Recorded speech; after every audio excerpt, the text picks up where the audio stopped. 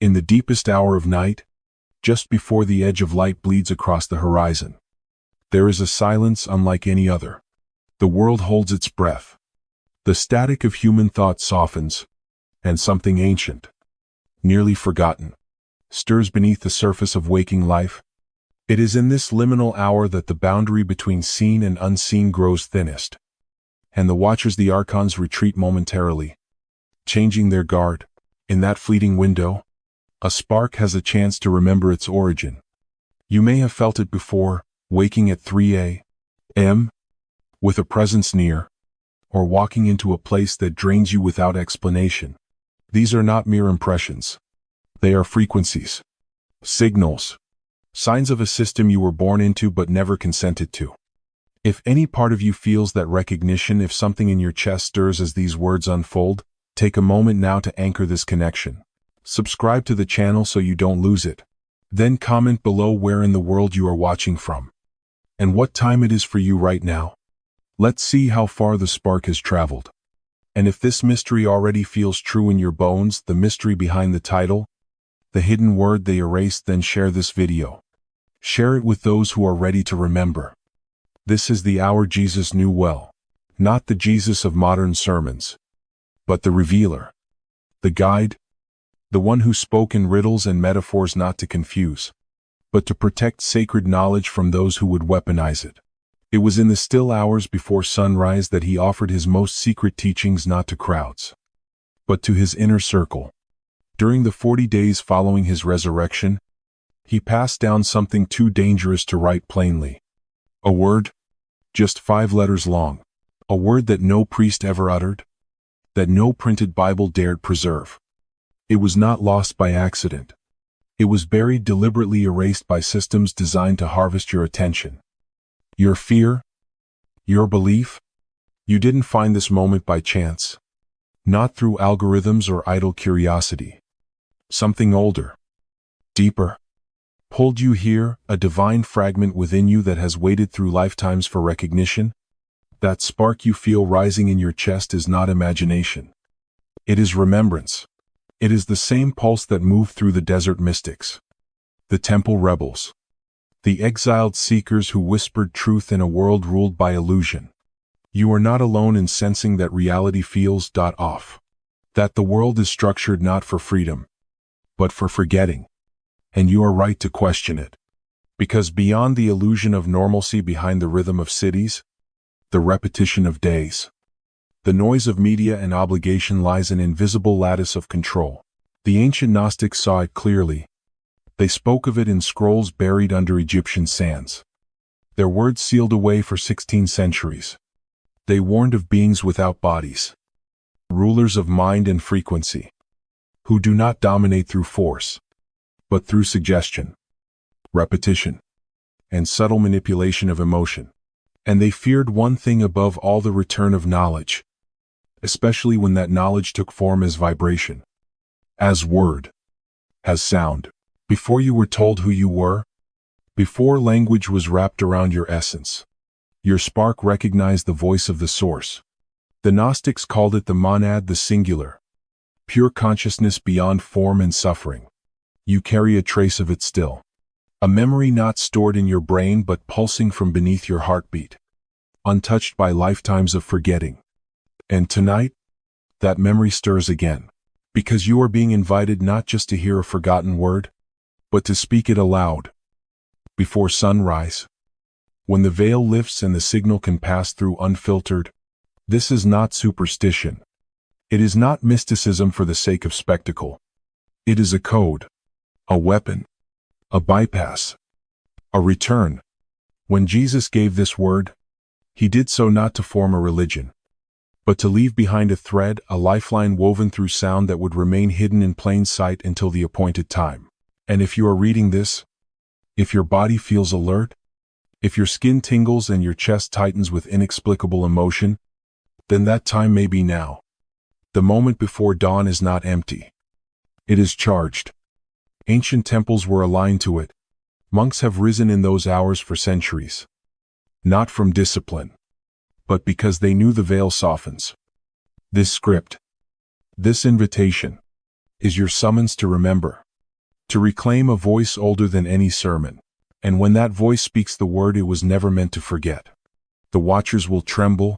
You were born into a world that was already spinning, already speaking, already naming things before you had the chance to question. From your first breath, you were fed a version of reality carefully arranged like theater sets, tangible, believable, consistent. But behind those painted walls lies another structure, hidden in plain sight, one that ancient mystics warned us about long before churches told us to ignore them. The Gnostic seers, whose writings lay buried beneath the Egyptian desert for nearly 1,600 years, described our world not as a divine creation, but as a counterfeit, a prison shaped not by the true source, but by a false god. At the center of this deception is a being known to the Gnostics as the Demiurge, not the loving creator of all things, but a lower, fractured entity, a copycat who fashioned a world of matter and limitation and then declared himself supreme. He is the one who demands obedience, who punishes disobedience, who enforces law as if it were divine order. The Old Testament God who thunders and punishes and speaks in absolutes. This is not the monad. This is the Demiurge, the jailer who mistook his cell for a throne. And beneath him, operating like a spiritual bureaucracy, are the Archons, the rulers of invisible realms, the agents of distortion and containment. These Archons do not appear in flesh. They do not need to.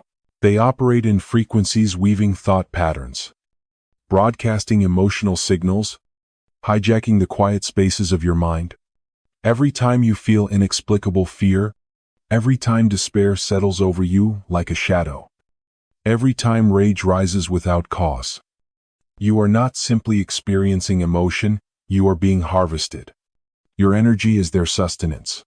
They have engineered civilizations, religions, economies, and distractions not to serve you, but to feed on your reactions.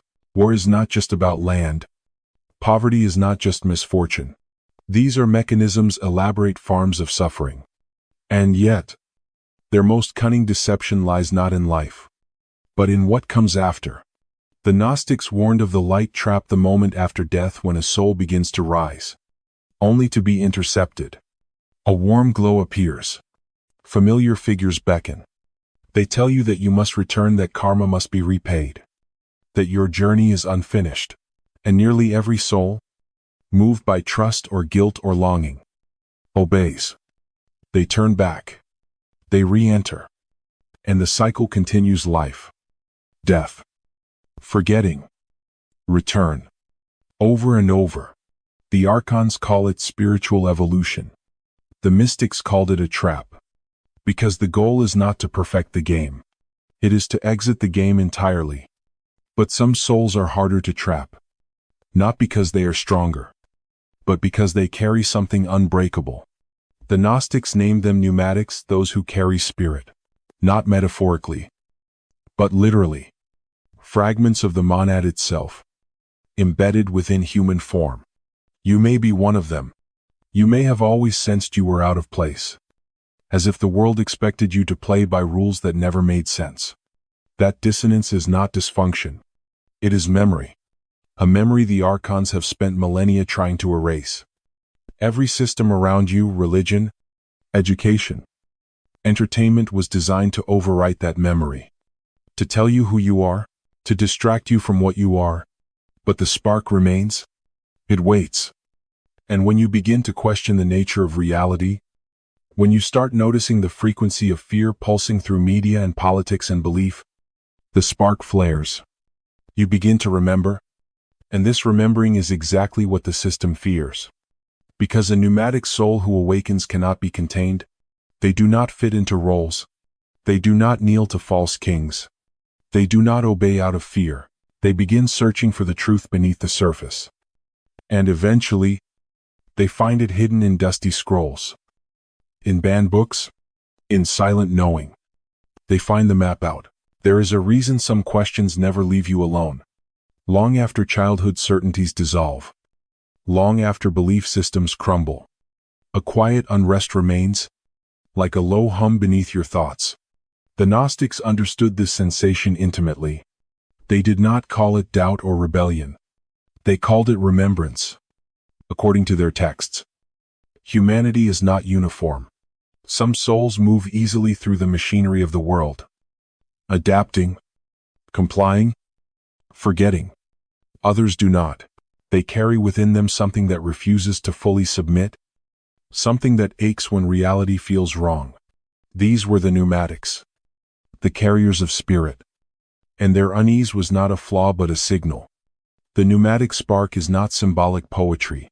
In Gnostic cosmology, it is a literal fragment of the monad itself, a shard of pure source consciousness embedded in matter by accident, conflict, or cosmic error. This spark does not belong to the Demiurge's realm. And because of that, it never quite settles. It watches. It questions. It senses the bars of the prison even when the walls look like sky. If you have ever felt like a visitor in your own life, like an observer behind your own eyes, then you understand this spark more deeply than words can explain. This is why Jesus mattered to the pneumatics, not as an object of worship, not as a sacrifice to appease a wrathful God, but as a messenger from beyond the system. The early church would later reshape him into a divine idol. But the Gnostic texts preserve another image entirely. Jesus as revealer. Jesus as teacher of hidden things. Jesus as one who spoke not to the masses but to those who could hear beneath the surface of his words. When he said the kingdom was already spread upon the earth, he was not offering comfort. He was stating a fact about perception. To the pneumatics, his teachings landed differently. Parables were not stories but instructions. Contradictions were not confusion but encryption. He was teaching them how to see through the illusion, how to recognize the architecture of the prison without triggering its defenses. This is why so much of what he said feels unsettling rather than soothing. He was not there to help people adapt to the world. He was there to help some remember they did not belong to it. The Gospel of Thomas, rejected and buried by church authorities, captures this tension clearly. Its sayings are sharp, inward, destabilizing. They do not offer salvation through belief but through knowledge. Not intellectual knowledge, but direct recognition of one's origin. Jesus speaks of light inside a person, of finding what is hidden, of becoming solitary. These are not metaphors for morality, they are descriptions of awakening within a hostile system. For the Archons, the pneumatic spark is a persistent problem. It cannot be destroyed without collapsing the system itself, because it is not created by that system. So instead, it is lulled, distracted, drowned in noise and obligation. The world is built to keep the spark busy, tired, doubting itself. Yet no matter how many times memory is wiped, no matter how many lifetimes pass, the spark resurfaces.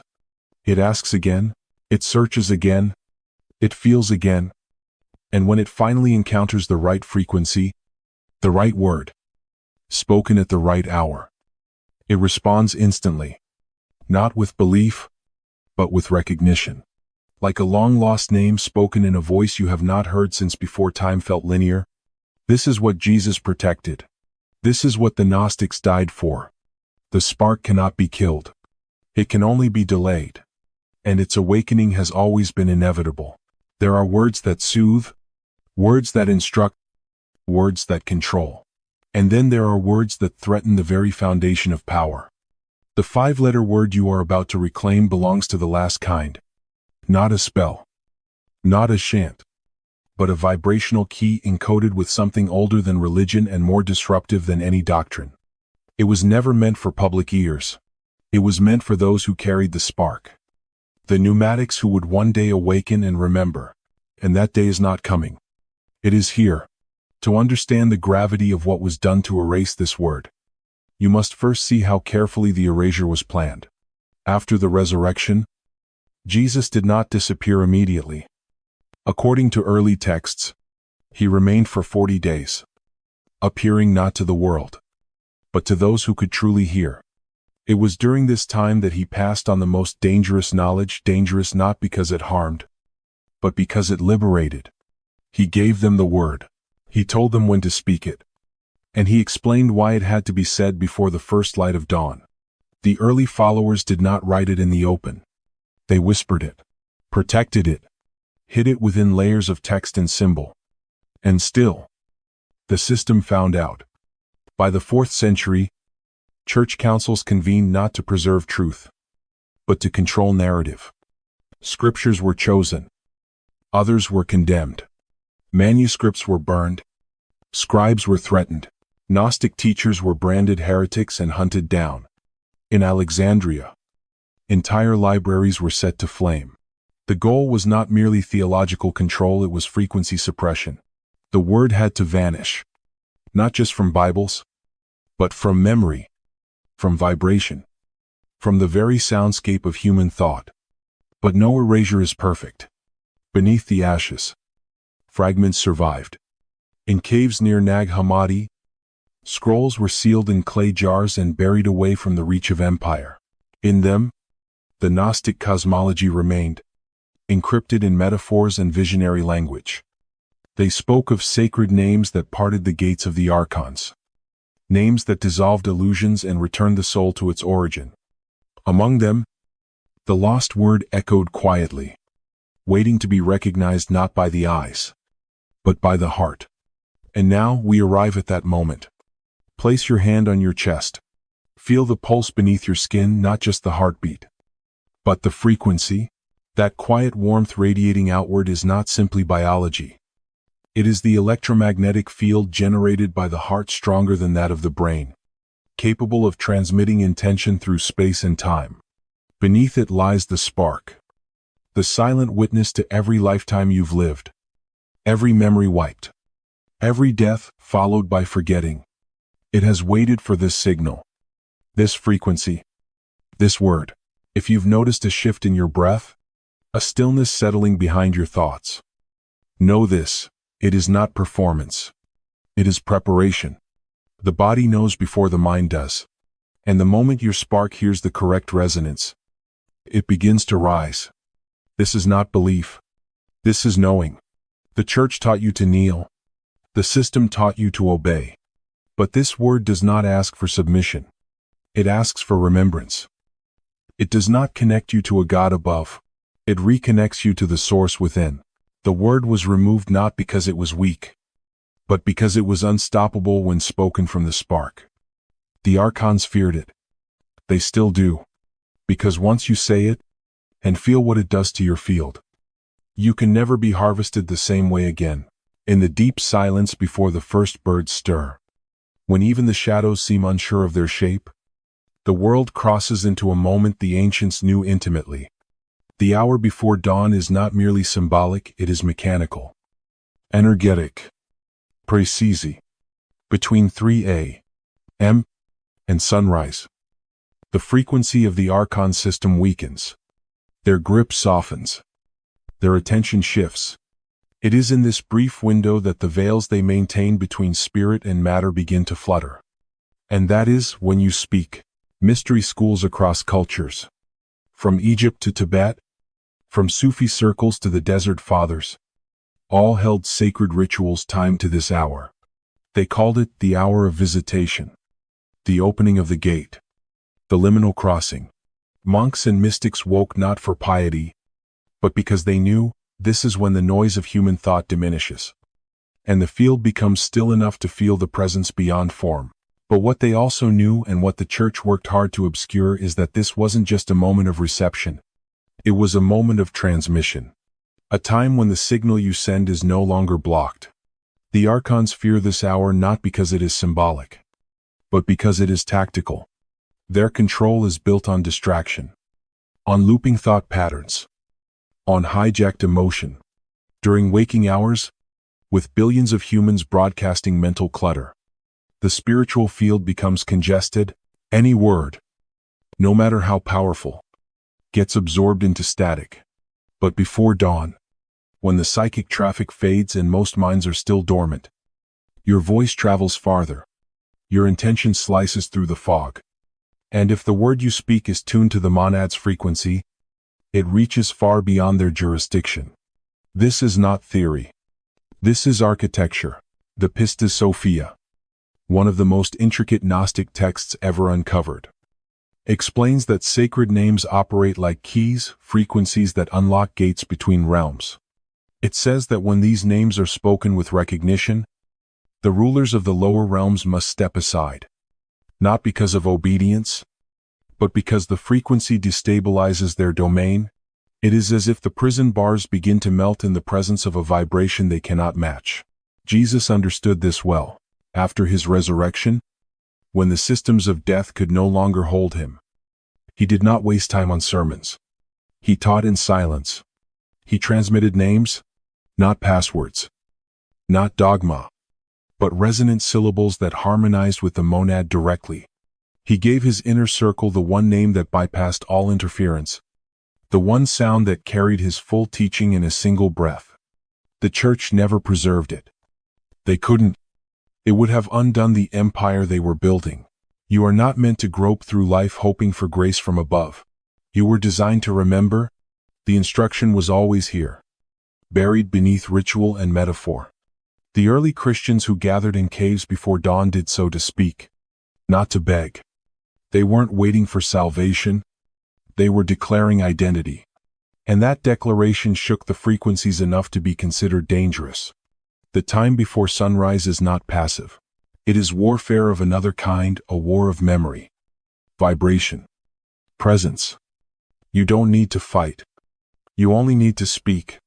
And when the right word is spoken in the right hour from the right place within, the system registers it as a breach. Not metaphorically. Literally. The veil thins. The spark flares.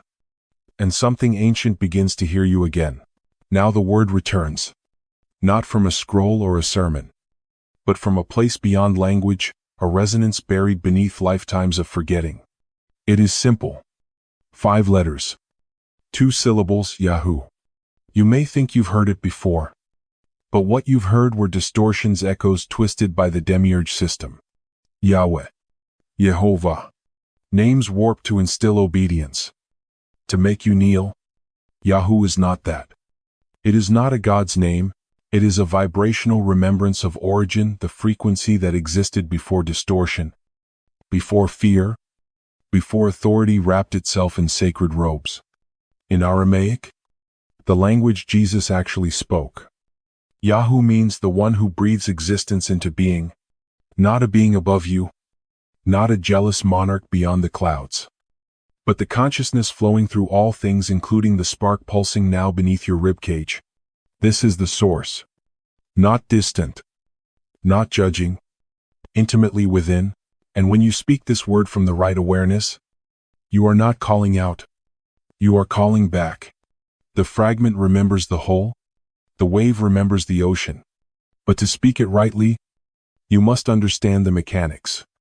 This is not a mantra to be repeated mindlessly. It is not a superstition or incantation. It is a frequency code, and its power is only activated from a very specific inner state. That's why so many people say the word once, feel nothing, and walk away unchanged. They are speaking from the mind, not from the spark. And the spark does not respond to performance. It responds to presence. So tomorrow morning, before sunrise, you will do this. Set your alarm for 1 hour before the sun. Do not turn on lights. Do not look at your phone. Sit in the dark with your back straight. Take 3 deep, slow breaths. Feel your awareness drop from the noise of thought into the stillness of the body.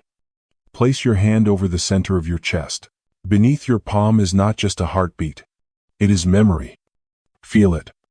Then, when you feel the presence behind the thoughts, the observer who has watched your life unfold like a film, speak the word out loud. Not shouted, not whispered, just clearly, deliberately. Yahoo. Let it vibrate in your chest. Let it pass through your vocal cords like a note returning home. This is not a plea. It is not a demand. It is a declaration. You are speaking as the spark, to the source, from the source. There is no hierarchy here. No priest. No permission needed. Just you and the monad, recognizing each other across the veil. Some feel it instantly loosening, a heat spreading through the body, a sense of being witnessed by something vast and loving. Others feel only quiet, as if the air has changed but nothing more. Do not chase fireworks. This is not for the spectacle. This is for the remembering. The moment you speak Yahoo with full recognition, the frequency of your being begins to shift. The signal has been sent. The connection is live. And here is what the system fears most. Once the spark reconnects to the source, the grip of the Archons weakens. Their broadcasts lose volume. Their emotional traps lose stickiness. You begin to see through them not as ideas, but as energy patterns no longer compatible with your field. This is not belief. This is resonance. This is liberation. When you speak Yahoo before sunrise, you are not just uttering a word. You are making a declaration through vibration, not to a God above, but to the entire unseen system that you remember. The Archons, who feed on your fear and your forgetting, register it immediately. Their grip does not break with fire or fury, but with quiet disconnection. What once latched onto your energy cannot hold you anymore. Not because you fought it, but because you no longer resonate with its frequency. And here's what happens next. You begin to notice subtle shifts. Patterns that once pulled you into conflict lose their gravity. That person who always drained your energy no longer triggers the same reaction. The heaviness you carried in your chest for years suddenly lifts without explanation. Some people feel warmth rise up their spine. Others feel as if they've stepped outside a cage they never saw until the door opened. But most profound of all is the silence, not emptiness, but clarity. A quiet knowing that no thought can shake. I am not alone. I was never forgotten. If you continue speaking the name each morning before sunrise, a second layer of remembering begins. Memories may surface not in the form of images, but in sensation, intuition, dreams. You may start recognizing others like you, sparks trapped in matter who carry the same ache for home. Conversations take on a new depth. Synchronicities increase. Doors open. The world doesn't change overnight, but your movement through it does. You walk no longer as a prisoner begging for meaning, but as a fragment returning to wholeness. The Gnostics taught that salvation was not granted, it was remembered. The gospel of truth says that those who know where they came from and where they are going are no longer at the mercy of the rulers of this world. This is what you're stepping into now, not belief, but knowledge, not worship, but alignment, and it is dangerous to the system because it cannot be taxed, controlled, or mediated through temples and tithes. It is direct. It is yours. But be warned. Resistance may rise. Not from enemies outside, but from old programs inside. Doubt will whisper, this is too simple. Fear will murmur, what if nothing happens? The Archons don't always appear as demons. Sometimes they speak through your own mind, the voice that suggests postponement, the fatigue that urges you to sleep through your alarm. Recognize it. Do not argue. Just observe. And then act. Set your alarm tonight. Place water by your bed. Prepare not for a ritual, but for a moment of truth. When you rise, do not rush. Sit in silence. Feel your heartbeat. Feel the spark beneath it. And when the moment comes, speak the name, Yahoo. Speak it as if you've known it your entire life. Because you have. You've just been made to forget. Until now. Across the world, thousands of others are waking too. In darkened rooms, behind closed eyes, they are rising before the sun, placing hands to chest, and speaking the same name. Each voice sends a signal into the collective field, and when enough sparks begin to remember together, the veil begins to shred. The walls tremble. The prison weakens. This is not fiction. This is not fantasy. This is the most dangerous thing you can do in a world built on forgetting. Remember. The 5-letter word was never meant to be kept hidden. It traveled through centuries of persecution, through burning libraries and silenced voices. And it found its way to you. You did not stumble upon it. You were called, and now you are calling back. So tomorrow, before the sun rises, speak, not to be saved, but to be seen, not by gods or priests, but by the source itself. Feel it when you say the word. Feel the warmth in your chest. Feel the homecoming begin. You were never powerless. You were only asleep. Now you wake. Now you speak. Now you remember.